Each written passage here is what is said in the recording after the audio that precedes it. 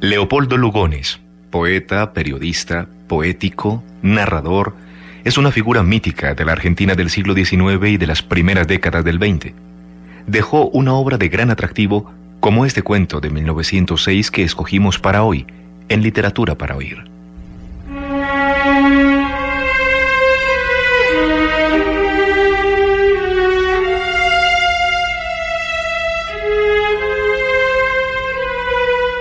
Un fenómeno inexplicable.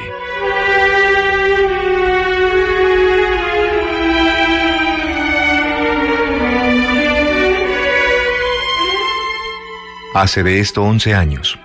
Viajaba por la región agrícola en que se dividen las provincias de Córdoba y de Santa Fe, provisto de las recomendaciones indispensables para escapar a las horribles posadas de aquellas colonias en formación.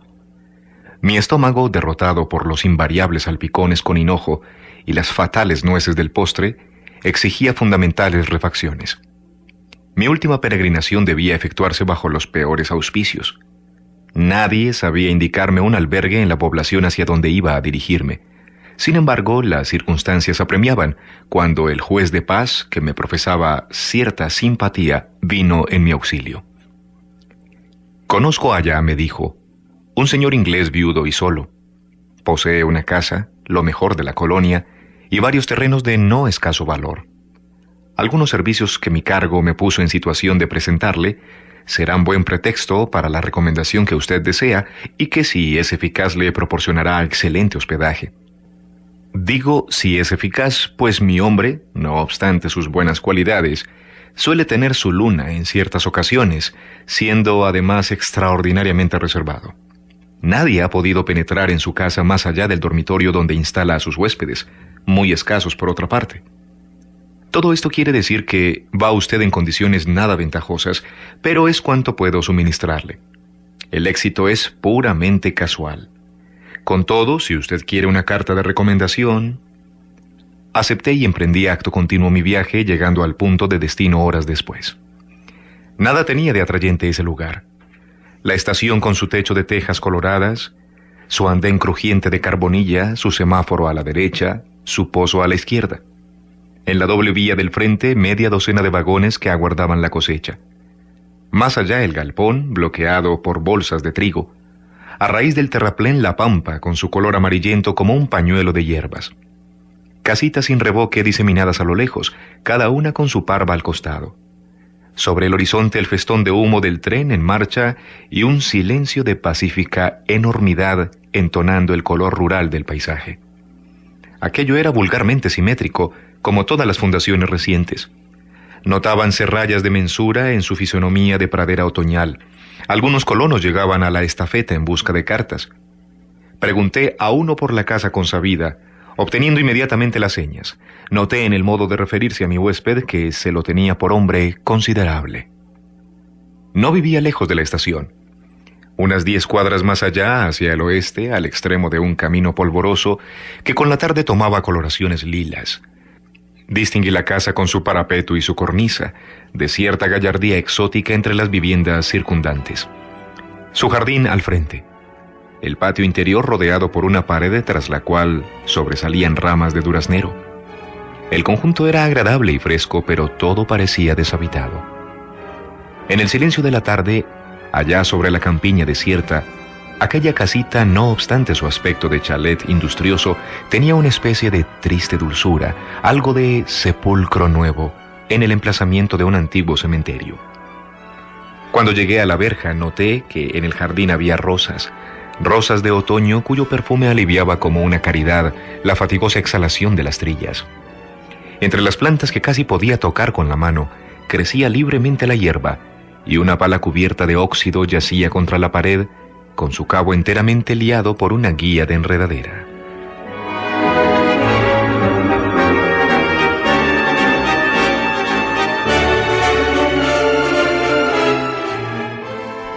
Empujé la puerta de reja, atravesé el jardín y no sin cierta impresión vaga de temor, fui a golpear la puerta interna.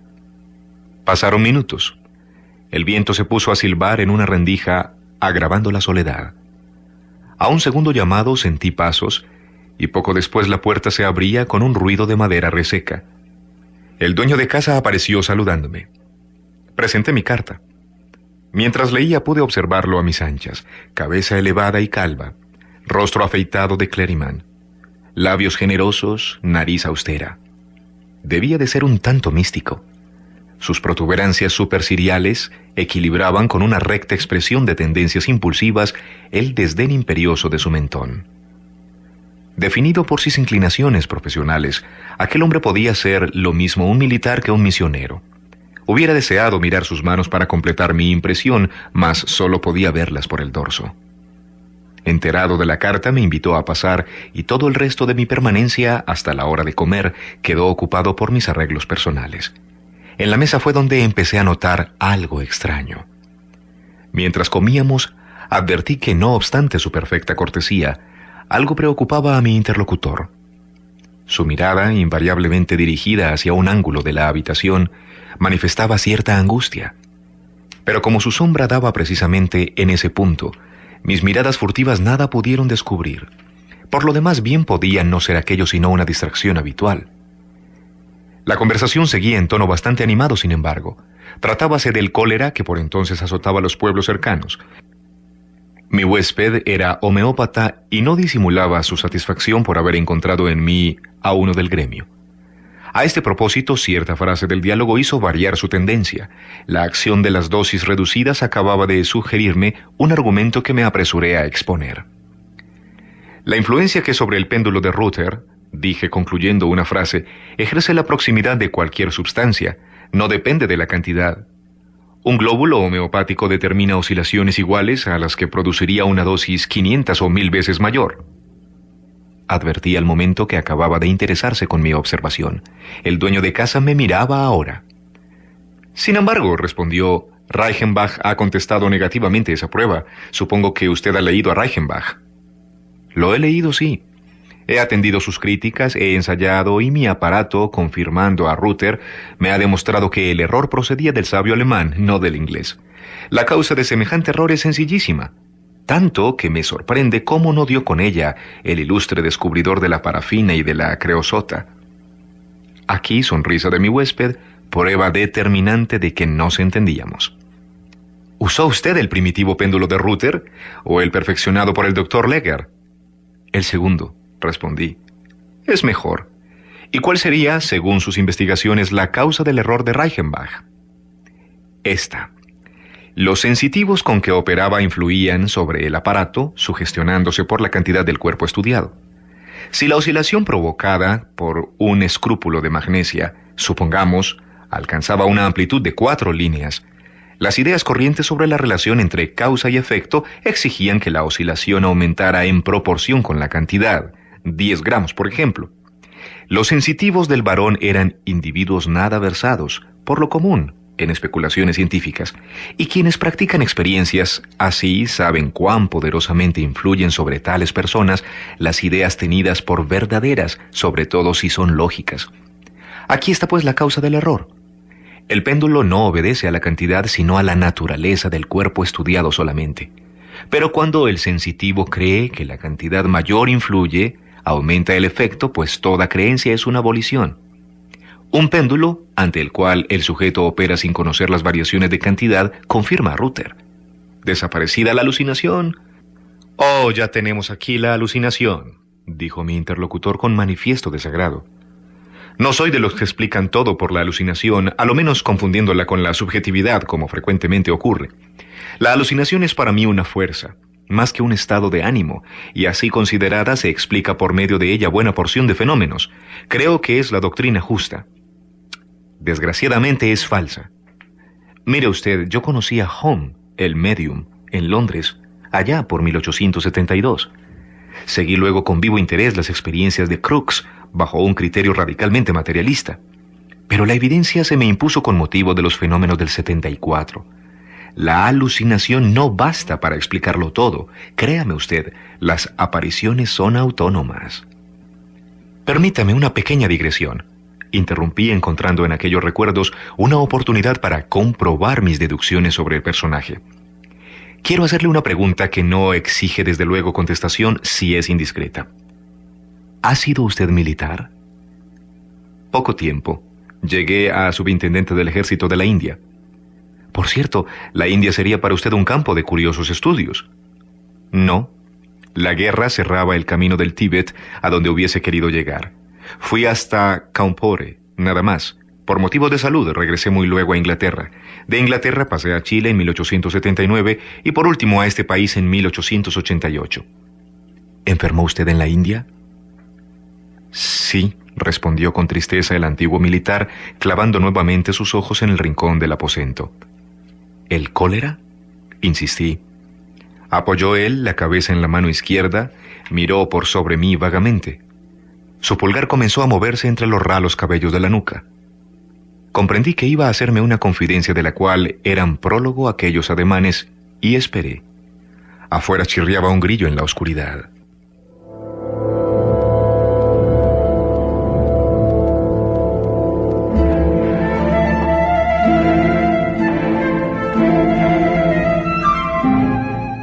Fue algo peor todavía, comenzó mi huésped. Fue el misterio. Pronto hará 40 años y nadie lo ha sabido hasta ahora. ¿Para qué decirlo? No lo hubieran entendido creyéndome loco por lo menos. No soy un triste, soy un desesperado. Mi mujer falleció hace 8 años ignorando el mal que me devoraba y afortunadamente no he tenido hijos. Encuentro en usted por primera vez un hombre capaz de comprenderme. Me incliné agradecido. Es tan hermosa la ciencia libre, sin capilla y sin academia. Y no obstante, está usted todavía en los umbrales. Los fluidos ódicos de Reichenbach no son más que el prólogo. El caso que va usted a conocer le revelará hasta dónde puede llegarse. El narrador se conmovía. Mezclaba frases inglesas a su castellano un tanto gramatical. Los incisos adquirían una tendencia imperiosa, una plenitud rítmica extraña en aquel acento extranjero. En febrero de 1858, continuó, fue cuando perdí toda mi alegría. Habrá usted oído hablar de los yogis, los singulares mendigos cuya vida se comparte entre el espionaje y la taumaturgia. Los viajeros han popularizado sus hazañas, que sería inútil repetir, pero ¿sabe en qué consiste la base de sus poderes? Creo que en la facultad de producir cuando quieren el autosonambulismo, volviéndose de tal modo insensibles, videntes. Es exacto. Pues bien, yo vi operar a los yogis en condiciones que imposibilitaban toda superchería. Llegué hasta fotografiar las escenas y la placa reprodujo todo, tal cual yo lo había visto. La alucinación resultaba así imposible, pues los ingredientes químicos no se alucinan. Entonces quise desarrollar idénticos poderes. He sido siempre audaz, y luego no estaba entonces en situación de apreciar las consecuencias. Puse pues manos a la obra. ¿Por cuál método? Sin responderme continuó. Los resultados fueron sorprendentes. En poco tiempo llegué a dormir. Al cabo de 2 años producía la traslación consciente, pero aquellas prácticas me habían llevado al colmo de la inquietud. Me sentía espantosamente desamparado y con la seguridad de una cosa adversa mezclada a mi vida como un veneno. Al mismo tiempo devorábame la curiosidad. Estaba en la pendiente y ya no podía detenerme. Por una continua tensión de voluntad conseguía salvar las apariencias ante el mundo, mas poco a poco el poder despertado en mí se volvía más rebelde. Una distracción prolongada ocasionaba el desdoblamiento. Sentía mi personalidad fuera de mí. Mi cuerpo venía a ser algo así como una afirmación del no yo, diré expresando concretamente aquel estado. Como las impresiones se avivaban, produciéndome angustiosa lucidez, resolví una noche ver a mi doble. Ver qué era lo que salía de mí siendo yo mismo durante el sueño extático. ¿Y pudo conseguirlo? Fue una tarde, casi de noche ya. El desprendimiento se produjo con la facilidad acostumbrada. Cuando recobré la conciencia ante mí, en un rincón del aposento había una forma. Y esa forma era un mono, un horrible animal que me miraba fijamente. Desde entonces no se aparta de mí. Lo veo constantemente. Soy su presa. A donde quiera él va, voy conmigo con él. Está siempre ahí, me mira constantemente, pero no se le acerca jamás, no se mueve jamás, no me muevo jamás. Subrayo los pronombres trocados en la última frase tal como la oí. Una sincera aflicción me avergonzaba. Aquel hombre padecía en efecto una sugestión atroz. «Cálmese usted», le dije aparentando confianza. «La reintegración no es imposible». «Oh, sí», respondió con amargura. «Esto ya es viejo. Figúrese usted, he perdido el concepto de la unidad. Sé que 2 y 2 son 4, por recuerdo, pero ya no lo siento. El más sencillo problema de aritmética carece de sentido para mí, pues me falta la convicción de la cantidad. Y todavía sufro cosas más raras. Cuando me tomo una mano con la otra, por ejemplo, siento que aquella es distinta, como si perteneciera a otra persona que yo no soy. A veces veo las cosas dobles porque cada ojo procede sin relación con el otro». Era, a no dudarlo, un caso curioso de locura que no excluía el más perfecto raciocinio. «Pero, en fin, ese mono», pregunté para agotar el asunto. «Es negro, como mi propia sombra, y melancólico al lado de un hombre. La descripción es exacta, porque lo estoy viendo ahora mismo. Su estatura es mediana, su cara como todas las caras de mono, pero siento no obstante que se parece a mí.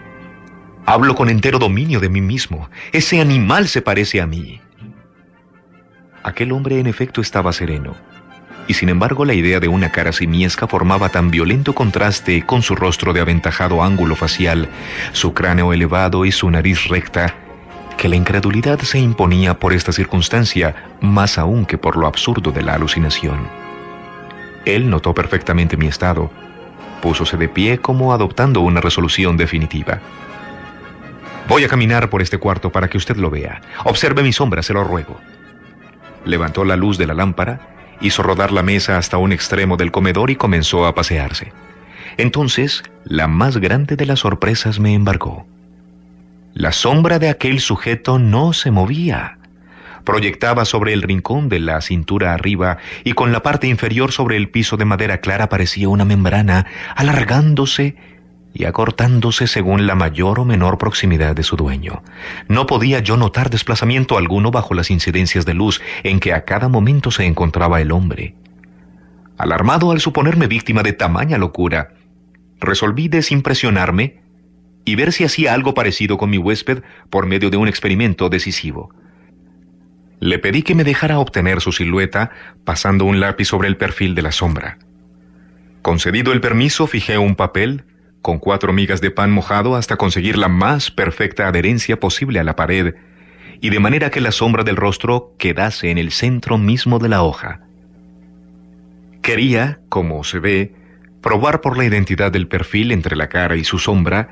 Esto saltaba a la vista, pero el alucinado sostenía lo contrario, el origen de dicha sombra, con intención de explicar luego su inmovilidad, asegurándome una base exacta.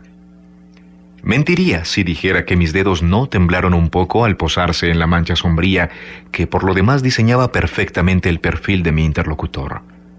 Pero afirmo con entera certeza que el pulso no me falló en el trazado. Hice la línea sin levantar la mano con un lápiz Harmut azul y no despegué la hoja incluido que hube hasta no hallarme convencido por una escrupulosa observación de que mi trazo coincidía perfectamente con el perfil de la sombra y este con el de la cara del alucinado. Mi huésped seguía la experiencia con inmenso interés. Cuando me aproximé a la mesa, vi temblar sus manos de emoción contenida. El corazón me palpitaba, como presintiendo un infausto desenlace. «No mire usted», dije.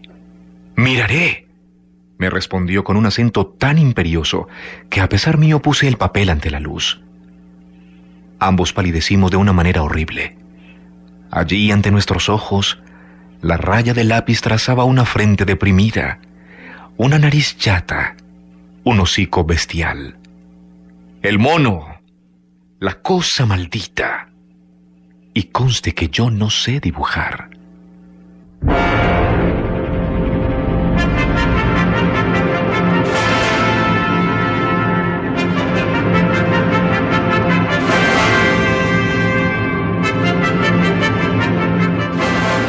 En Literatura para Oír han escuchado Un fenómeno inexplicable, de Leopoldo Lugones, Argentina.